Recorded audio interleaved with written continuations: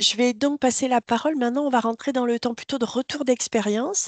Donc, on aura un retour d'expérience sur la mobilité avec Laurent Philippot, qui est bien dans le programme Teams, et puis qui est de la communauté de communes Aubrac-Carladès-Viaden, avec des problématiques rurales qu'on va voir aussi. Et puis ensuite, deux témoignages plutôt liés à la précarité énergétique en lien avec l'habitat. Et puis, je les présenterai par ailleurs ensuite. Euh, Laurent, je suis disponible pour faire passer les slides. Super, merci Florence. Bonjour à toutes et tous. Donc effectivement, je m'occupe des mobilités sur notre communauté de communes qui est donc au nord du département de l'Aveyron, autour du territoire de l'Aubrac, qui j'imagine parle à beaucoup d'entre vous. Donc notre communauté de communes, pour vous la présenter très rapidement, est une collectivité de petite taille, puisque vous voyez que nous avons un peu plus de 10 000 habitants. Une densité qui est faible à très faible, 12 habitants au kilomètre carré, et on descend en dessous de 10 habitants si on est sur le plateau de l'Aubrac. Ce territoire est quand même dynamique par son nombre d'emplois, notamment, particulièrement autour de la commune de l'Ailleul, hein, puisque vous voyez qu'elle concentre 26% de l'emploi salarié. Une activité économique évidemment très largement autour de l'agriculture, le tourisme également, et puis vous connaissez bien sûr les coutelleries, les fromageries qui sont très présentes sur le territoire. Ce territoire, au-delà de la commune de l'Ailleul, est organisé autour de 5 bourgs-centres, avec des dynamiques variables en termes de développement du tourisme et de l'économie. En tout cas, la volonté de la communauté de communes est de faire corps autour de ces bourgs-centres.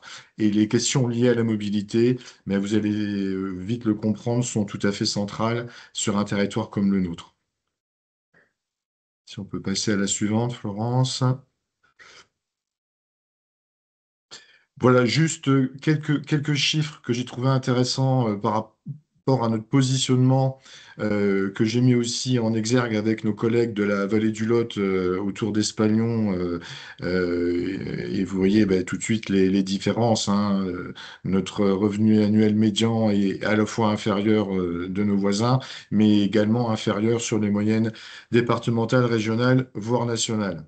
Concernant le taux de pauvreté, on retrouve pratiquement l'équivalent, ce qui montre aussi, par rapport aux questions liées à l'énergie et au déplacement, toute la difficulté d'un territoire comme le nôtre.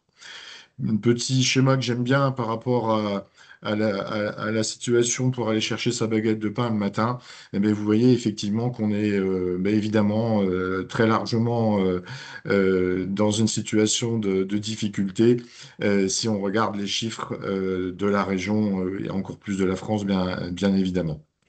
Tout ça pour vous dire que ces questions liées à la mobilité, ça va faire la transition avec la diapo qui suit. C'est un engagement fort pour la collectivité.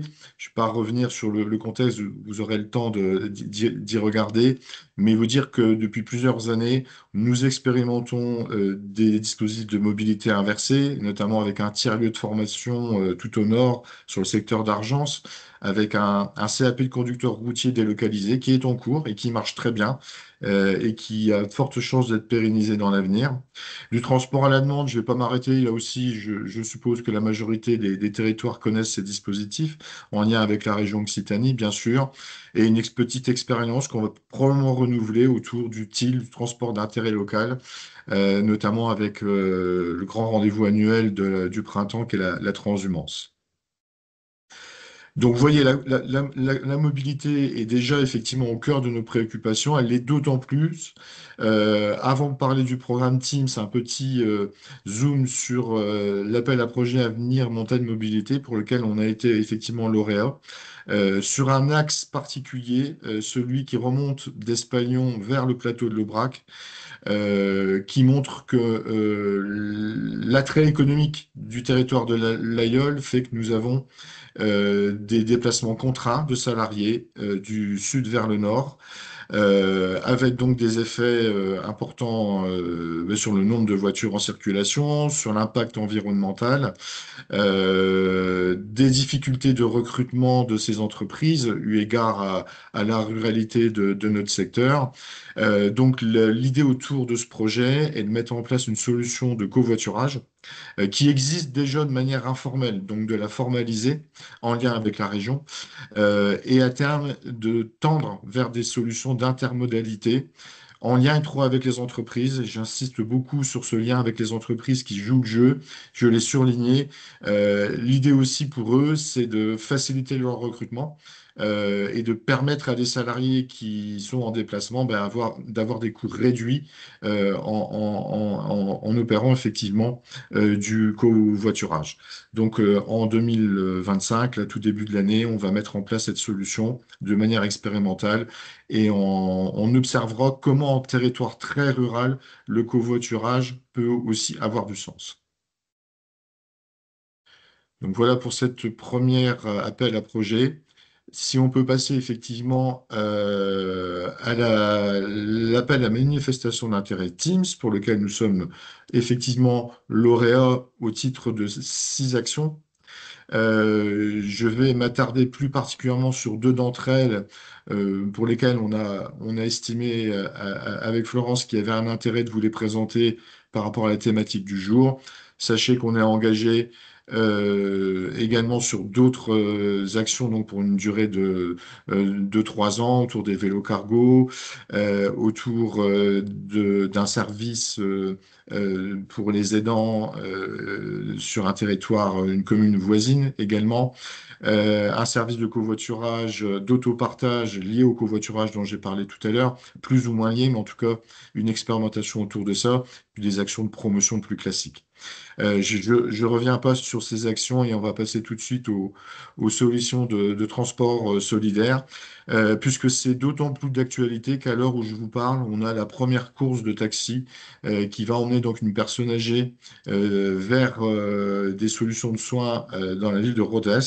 Donc on est effectivement sur un projet pour éviter soit le non-recours ou la rupture de parcours de soins pour des déplacements vers les spécialistes, hein. On n'est pas pour aller chez le médecin généraliste du secteur, mais bien pour des déplacements plus importants et pour lesquels l'aspect financier et ou social peut être discriminant. On a des exemples de personnes qui renoncent à entamer des soins parce qu'effectivement, les villes de Rodez ou d'Aurillac sont trop éloignées. Donc cette idée de transport solidaire est aujourd'hui en test pour un an sur un territoire spécifique, celui de la Viadène, qui nous situe donc effectivement entre 30 et 40 kilomètres à minimum pour aller sur Rodez ou Aurillac, avec les difficultés que je viens d'évoquer.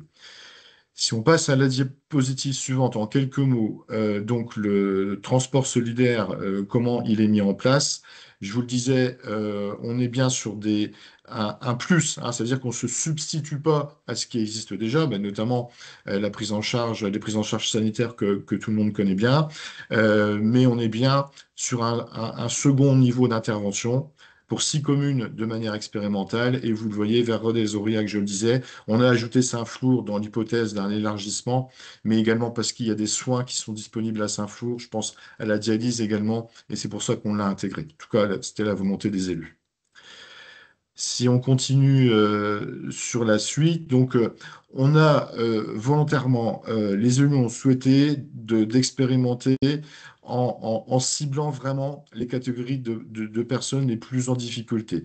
Vous le voyez, on a donc des critères qui sont assez stricts, en tout cas pour le lancement. Donc être âgé de plus de 65 ans ou alors être dans des conditions, mais là aussi vous les connaissez, un bénéficiaire de l'APA, conditions liées au GIR, en situation de handicap ou bénéficiaires de minima sociaux. Et on y a ajouté également des conditions de revenus à partir de la grille de l'ANA. Donc ne sont concernés que les ménages avec des revenus modestes ou très modestes.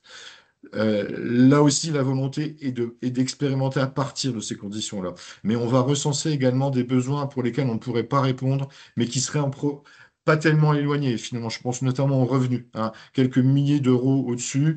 Est-ce que demain, on élargit un petit peu, on se laisse cette année, les élus ont souhaité de le faire de cette manière-là, et on ajustera très probablement après l'expérimentation d'un an.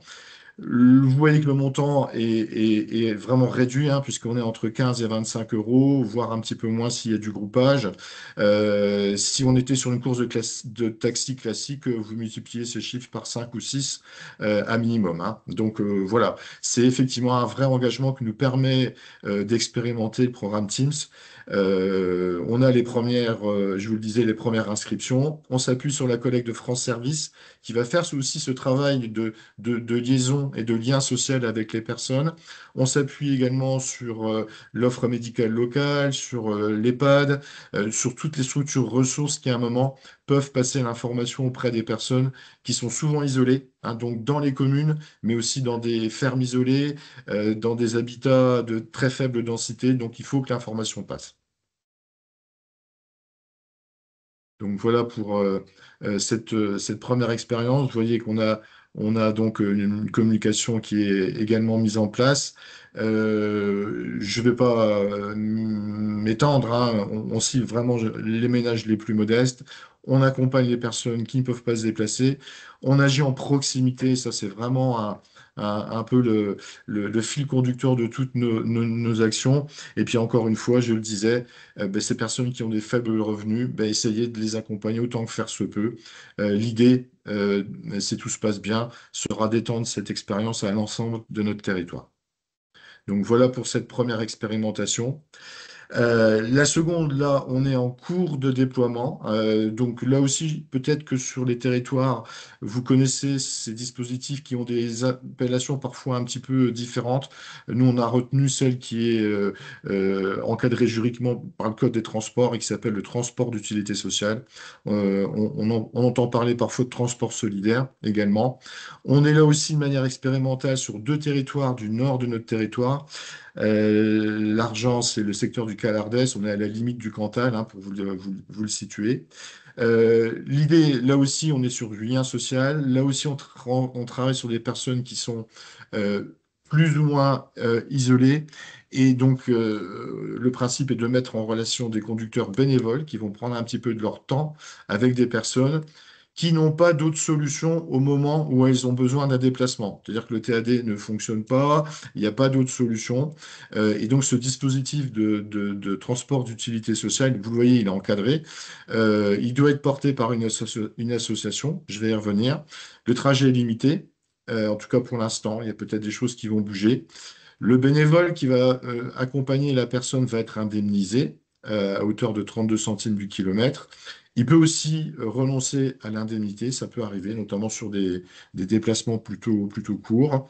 Et puis l'usager peut lui avoir une aide via un tiers payeur. Et on constate que souvent les départements, via les bénéficiaires du RSA, je pense notamment au département de l'Aude, font cet effort-là pour faciliter aussi ce type de déplacement.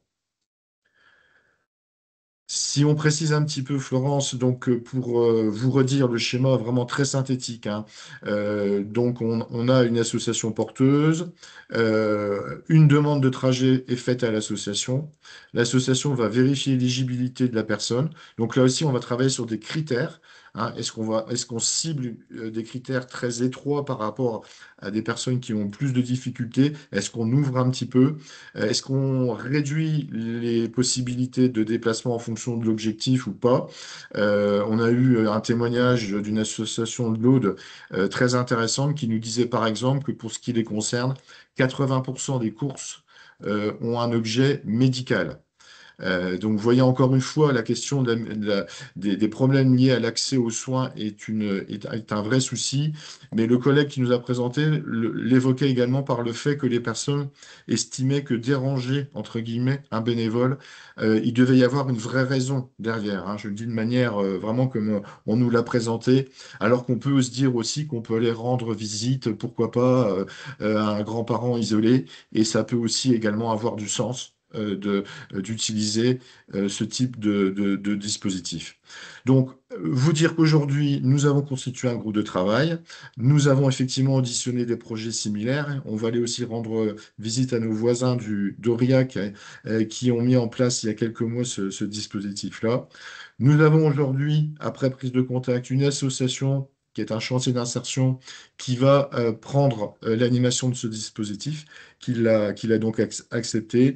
Et nous sommes aujourd'hui dans une phase d'écoute des forces vives, je vais les appeler comme ça, du territoire, notamment un espace de vie sociale, pour aussi présenter le projet et puis entendre aussi comment les habitants le sentent, hein, et comment on va vraiment en association des habitants pour avoir d'un côté des bénévoles et demain des bénéficiaires, bien sûr, mais essayer d'associer, pardon, au maximum les habitants du territoire pour coller aux besoins. Hein. Voilà, donc on est sur ces deux expériences-là dans le cadre de Teams, effectivement, qui nous permet de tenter ces expériences et là aussi, peut-être, probablement, de euh, élargir à l'ensemble de la communauté de communes. Voilà, j'espère que j'ai Si, été suffisamment bref, Florence. très bien, très très Voilà, bien. et suffisamment On clair. Très clair. Merci, on voit l'importance, oui, de l'usager et c'est là où on remet bien l'humain aussi, comme disait Christina, qui est quand même voilà, le socle de départ, ses besoins et comment construire en dentelle finalement des dispositifs, puisqu'on voit qu'il y a tout un panel en fait, même si là on en a abordé que deux aujourd'hui. Tout à fait. Merci beaucoup. Mm. Voilà, juste Oui, pour vas-y, vas-y, terminer, allez. j'aime bien, c'est un terme que j'emploie souvent en dentelle, hein. Sur un Oui. territoire de moyenne montagne avec une très faible densité, on ne fera jamais des volumes, hein. L'idée, Mm. évidemment, n'est pas là. Et on est vraiment dans la dentelle, dans des petites opérations qui, petit à petit, mises ensemble, font sens sur un territoire comme le nôtre. Voilà, j'arrête Alors là. mon petit doigt me dit que ce mot, on va le retrouver tout à l'heure aussi sur le sujet habitat. Très bien. Merci à vous. Entendu aussi. Merci beaucoup. Euh,